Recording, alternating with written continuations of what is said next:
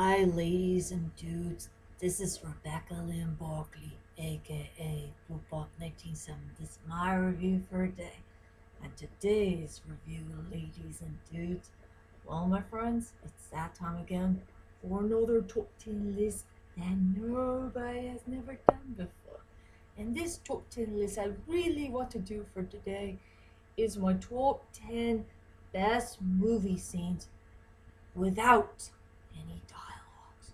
And to cut this short about this list, it's about one of the most greatest scenes that you've ever seen from your favorite movies that has no dialogue. Not a sentence, not a word, not a zip, boom. Stay quiet. All the way through to your favorite films.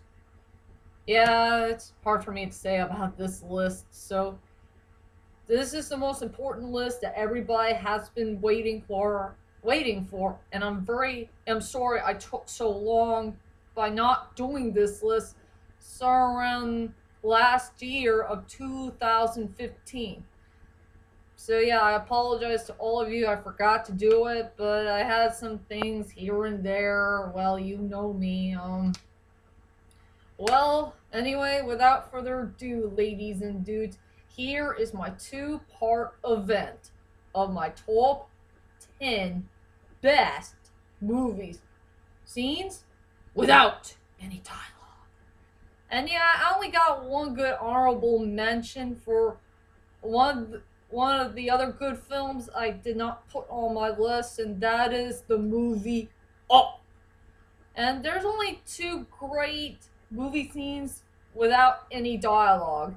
There was one scene where Mr. Fredricksen and his wife Ellie are having so many great moments on their marriage, and the day when she passed away, that was so darn sad. And the other was when Mr. Fredricksen is looking at his adventure book and check out all the wonderful pictures that Ellie had left behind, and also a really good positive message that Mr. Fredricksen will never forget about thanks for the new adventure, and now go on and make a new one.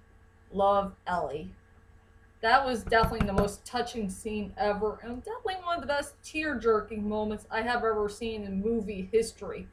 So anyway, let's head on to my top 10 list. Coming at number 10 goes to A Walk Among the Tombstones. And I only got two great scenes in this movie where there is no dialogue at all. There was one scene in the movie where Matthew Scudder is doing the case of who the heck these murdering dudes are who killed all these women and just chopped them up into pieces. There was one scene in the movie where Matthew Scudder was in the graveyard looking around, and there was no dialogue to be found in that scene in the movie. You know, he looked around in the graveyard and see what he can find. You know, some clues and all that stuff. And another scene I do like in the movie is definitely taking place at the near end of the film, where Matthew Scudder has to face that last surviving dude, and Matthew Scudder did not say much to that guy. He just had a big brutal fight, and he was trying so hard to survive, and also that poor Kenny guy died. That's a big owie. Ugh. This is one of the most bloodiest and most scariest movies that you'll ever watch, but also one of the best mystery movies of all time. So, for my main tie at the number 10 spot, it goes to the two best scenes in A Walk Among the Tombstone. One is the graveyard, and the other is the great near ending from this movie. It deserves to be at number 10. Coming at number 9 is a tie between Taken 1 or Taken 3. There were two great scenes in this movie without any dialogue, and it did feature our main man, Brian Mills. And I can't tell which one I like the best. Is it the one where Brian Mills is trying to help out that poor girl, try to nurse her back into health, but also has a very excellent score in that movie? Or is it the other scene where Brian Mills had visited Lenny one last time when she was dead? It's just really hard for me to pick which one of them I like the best.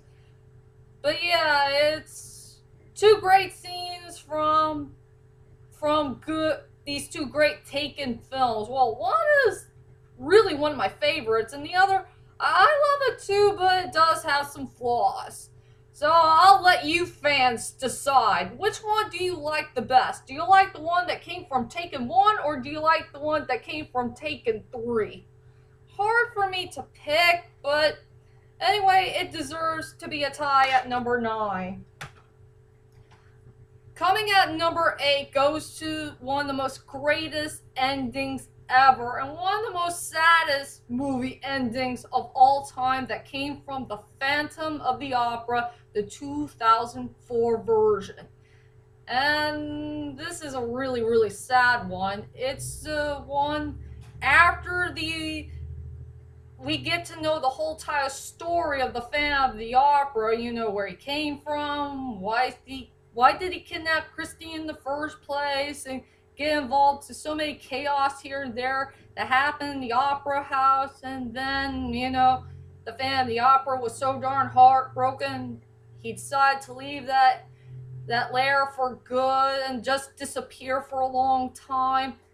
But the only thing that he left behind is his mask. He forgot to bring his mask over, so no one will know about his face.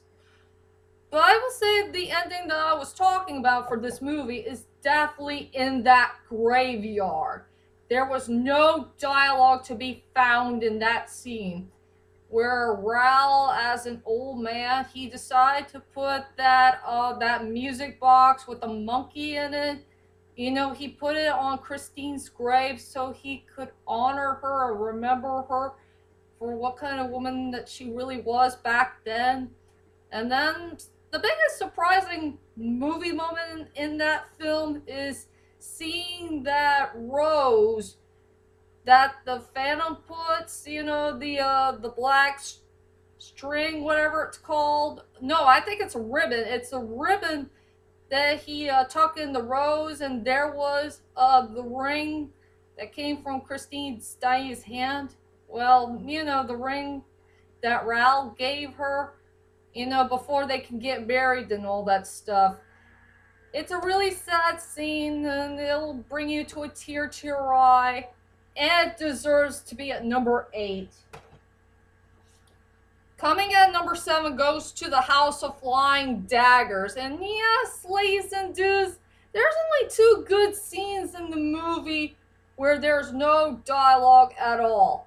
But one of the scenes that I want to add in this list is the second time where Jean and May are finally going to separate for good, and they'll never see each other again. You'll see a part where Jean is riding his horse, and he went a couple miles away from May, while May is still staying in these trees here and there, and there's a couple leaves falling down to the ground. And you could say they're reading their minds somehow in some ways, that they really do miss each other, and they have no idea what to do. Do they want to go back and be together, or stay separate forever? This is a really, really hard thing to talk about in this really cool scene, but check out this wonderful scene to believe it, and it deserves to be at number 7. And finally, coming at number 6 goes to Nonstop. One of the most underrated Liam Neeson films of all time, and truly one of his best films that he made so far.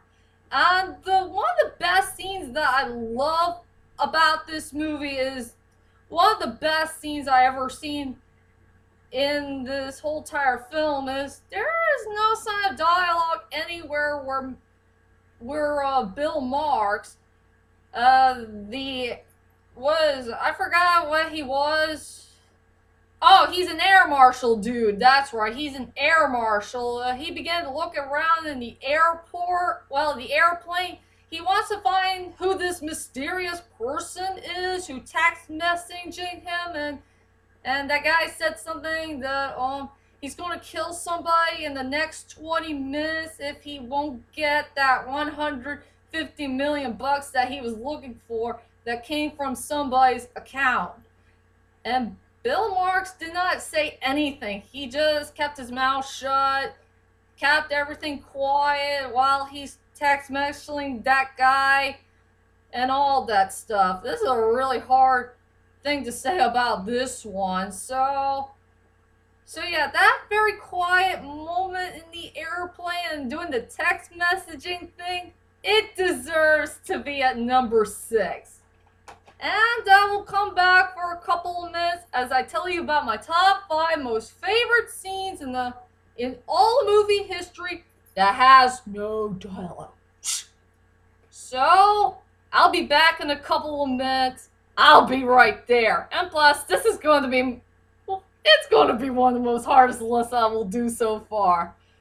If you know what I mean.